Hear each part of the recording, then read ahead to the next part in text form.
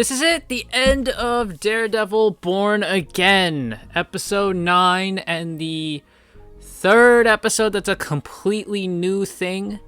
So, without further ado, let's get into it. I will give my full thoughts on the series as a whole at the end. So, we kick off with a flashback to Vanessa when she hired Bullseye to get him to kill Foggy. She released him on bail and hired him to kill Foggy because what Foggy was going to do was going to shed some light on the shady business that she was doing. Foggy was going to file a motion to appeal for his client, and doing so would have revealed a little something about Vanessa, and that's not what she wanted, so she said, I need you to kill both these guys. So, that's why she hired Bullseye. We then cut to Matt in the hospital after he saved Fisk and got shot. He starts talking to Kirsten, who's there as well with Heather, and he tries telling her, I know something was up. Foggy knew something. I need to find out, what he knew. And, and Kirsten starts telling him, well, he was going to file a motion to appeal, all that type of stuff. And Matt's like, well, I need to go find that. And they're like, you're going to stay in bed.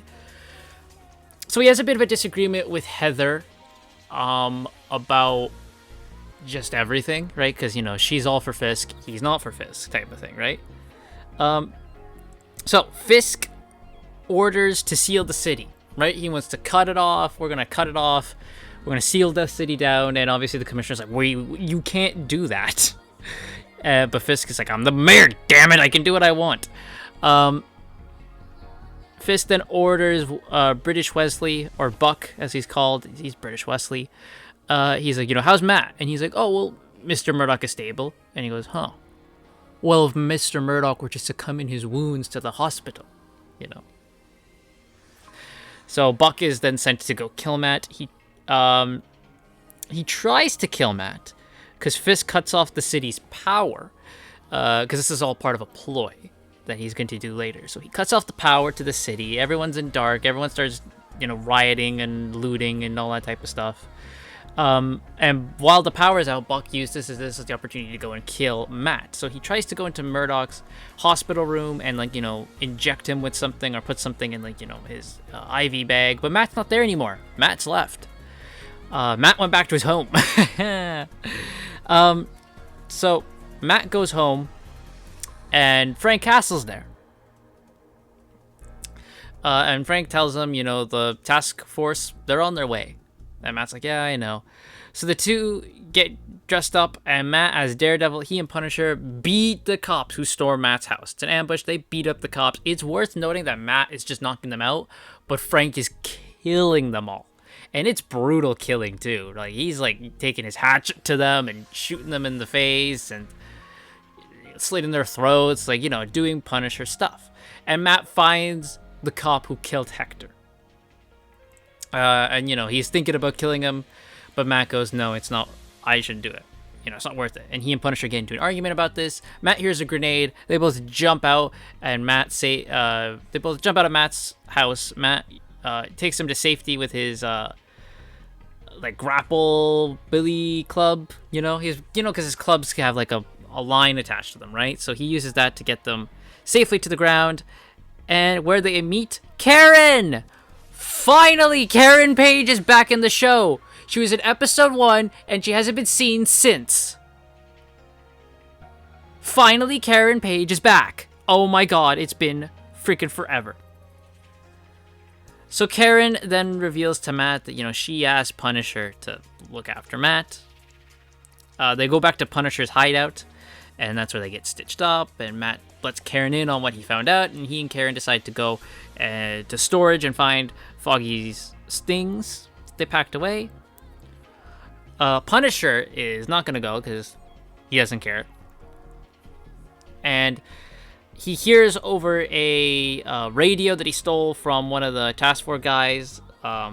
He finds out where their base is, essentially, which is Red Hook. And Frank goes to go after them. So, what Matt and Karen find in Foggy's storage is his motion to appeal, and it pretty much says that Red Hook is independent and out of the jurisdiction of the city. And I find this thing, it's the Red Hood Act of 1822 or whatever, right, where it says it's exempt from the city, right? So Vanessa has been using that place to store art for a while, and they're like, oh, well, she can use that to, like, launder money and not get prosecuted. They can do gambling, they can do all sorts of stuff there, and the city can't touch them. And that's why they want to build, Fisk wanted to build the complex there this whole time. Wanted to do stuff at the port this whole season. It's because he can do that there and not have to be at the whims of the city and the court and all that type of stuff. It's completely legal.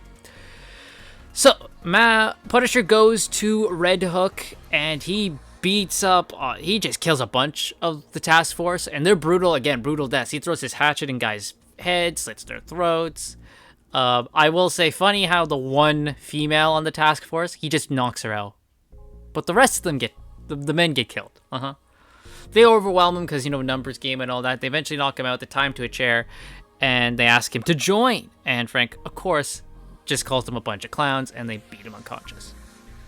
So, Commissioner Gallo. Okay, so he confronts Sheila, who's like the girl who has been kind of taking Fisk through a lot of like the mayoral proceedings and all that throughout the season. He tells her, I'm going to the Supreme Court and telling them all of this. Can I have your support? And she's like, yeah, of course. He does not have her support. She stooges him out to Fisk, and they show that, like, she's crying while she does it. She doesn't want to do it. She didn't want to do it. She's still a good person, but, she wants to survive. So Gallo is then driven to, like, a warehouse where... No, I think it is Red Hook itself. Gallo is driven to Red Hook itself, where Fisk is there with the task force, and Fisk beats him to death, and he squeezes his head and crushes it. Like, holy fuck. That was like the two biggest reactions to me was Karen coming back and Gallo getting his head fucking squished. It's fucking like brutal. I was like, holy fuck. This is what I want. It's fucking crazy, dude. Holy shit. Like, that's the big thing for me. I'm like, holy fuck, he squished his head like a grape. He great call eat him. That was crazy, dude. By the way, on the streets, the cops are killing looters, and like they kill one who's like a teenager, and the other cop's like, "Oh damn it, man, he was just a kid." And he goes, "No, he's not a kid." And he puts a toque over his head. He goes, "He's a vigilante." So they're framing all the people they kill as vigilantes. Now, obviously, boo, bad cops, you're killing people. These people are looters. They are not innocent people. Of course, shouldn't kill them right away, right? Like them just shooting them when they say put your hands up and then they shoot them. That's bad, obviously. People you shouldn't be looting to begin with. So, Heather joins Fisk's administration as like the head of mental health or whatever. So she's completely in with Fisk. I absolutely believe she and Matt are going to break up next season. Fisk starts his Safer Streets initiative, which is pretty much martial law. There's going to be task force members all around every corner. There's a curfew at 8. Right? Like, it's martial law, essentially. He's taking over. And he says, remember, I do this because I love New York. So, in order to take on Fisk, Matt says they need an army. And they go to Josie's, and there's Cherry, there's not Yuri Watanabe, whatever her fucking name is, and there's a couple cops. Of course, they're all women. And... this is like they're assembling like the actual good people to take down Fisk, essentially, right? And that's where we end. We also see Punisher is locked up. A lot of people are locked up in the Red Hook port. And they're like, these are the people that have like, they're like, ministry officials and stuff like that who have kind of gotten on Fisk's bad side. And Frank Castle's locked up with them. There's a post-credit scene where Frank escapes. So that will lead probably to the Punisher special later on. Is it later this year, I think, in October, is when the Punisher special happens? So that'll lead probably into that. And that's where we end. That's where we end the season. So they are definitely setting up for a season 2, which is already filming right now. And they're totally not leaking pictures, guys. Whoa, it's totally legit. Whoa, I can't believe you guys see these set pictures. Whoa, it's totally leaked. So yeah, there will be season 2 of this, which will technically be season 5 of Daredevil. Overall, this episode I thought was really good. I really enjoyed it. Like I said, episode 8 was the best one of the season, and episode 9 follows that. It is good. It's nice to watch a good bit of television in this show after a lot of this show is very freaking to bad. Karen coming back. Thank God, she's been sorely missed. I'm so glad we're like Heather is gonna go with Fisk, so hopefully we don't have to see much of her next season. Please God. Kirsten McDuffie and Cherry, fuck off. I don't care about you. You suck. Foggy isn't back, so they are still saying Foggy's dead. We'll see next season because the actor's there going to be next season, whether that's just flashbacks or it is going to be revealed Foggy faked his death. Or if they're just going to say Foggy's dead, which if he's actually dead, stupid. But the way they set this up, right? Like now it's going to be the good people of New York versus the corrupt mayor Wilson Fisk and his martial law and all that. Where the fuck are all the other vigilantes during this time, right? Because the way you're setting this up, I'm expecting next season to see fucking Luke Cage, to see Jessica Jones, to see Iron Fist. Where's Spider-Man during all this? Punisher, we know, is deep into this, so he'll be there. Spider-Man, there ain't no way my boy is just sitting around doing jack while all this is going on. He needs to be involved in this. Right? So, next season, I'm expecting a lot of people to show up. I'm expecting Jessica Jones. I'm expecting Luke Cage to get out of his freaking nightclub. I'm expecting Iron Fist to come down from wherever the hell he was at the end of season 2. Where was he in Ward? Freaking China or something? I don't know where the hell they were. Spider-Man better be in this. Or at least address this in his movie, Brand New Day. Punisher's in Brand New Day. So, we'll see, right? We'll see. Address this, please. Now, Wilson D'Onofrio said that, Kingpin can't be in movies due to rights issues and all that. So maybe we can finagle something with Sony to get Spider-Man in the show. Again, there was the thing that came out where it's like live-action Spider-Man can't be in the show. Yes, it sucks, but he needs to be a part of the storyline, right? Like, this storyline needs Spider-Man in this. This needs all of the street-level vigilantes in this. And they're fucking setting it up with Hector Ayala's niece becoming the new White Tiger because they showed her as one of the people reacting to Fisk's martial law announcement. I'm like, God, go away, please. So I need the street-level vigilantes, though, in this for next season. Or, like, you spread this story across all their products, right? Across the Punisher special, we deal more with this. In Spider-Man Brand New Day, we deal with this. Then in Born Again Season 2, we deal with this. Like, I need this to be addressed in all the street-level stuff.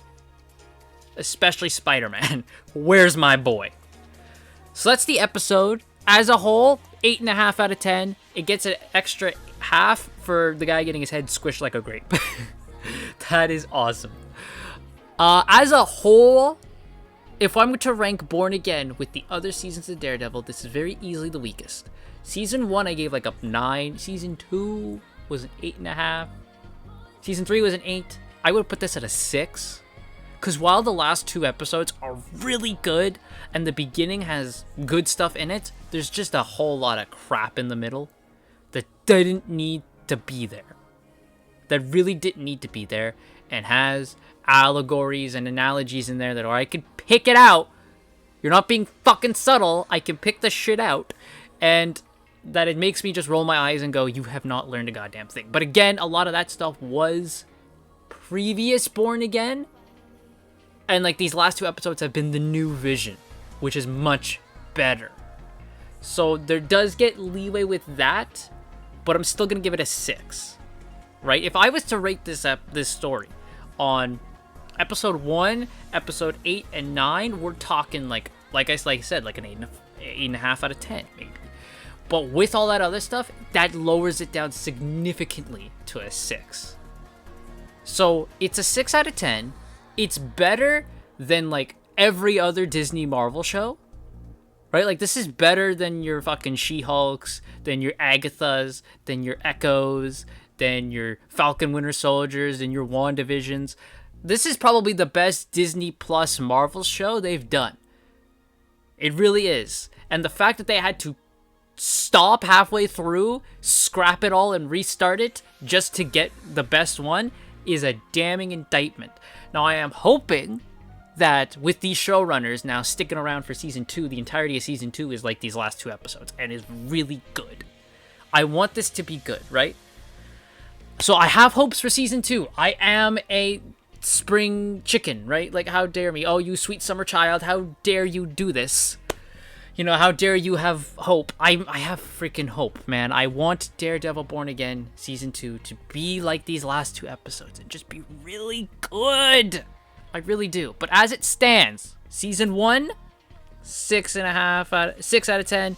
I can argue for 6.5. If you really want to stretch it, I can give you a 6.5. But this is easily the weakest Daredevil season out of the 4, if we're counting them all together. So that's Daredevil Born Again. I will say it's been fun doing these weekly reviews. I've enjoyed it. So yeah, that's it. That's all I got. So what did you think of Born Again Episode 9 as a whole? What did you think of the season as a whole? Let me know in the comments down below. And I will see you guys next time.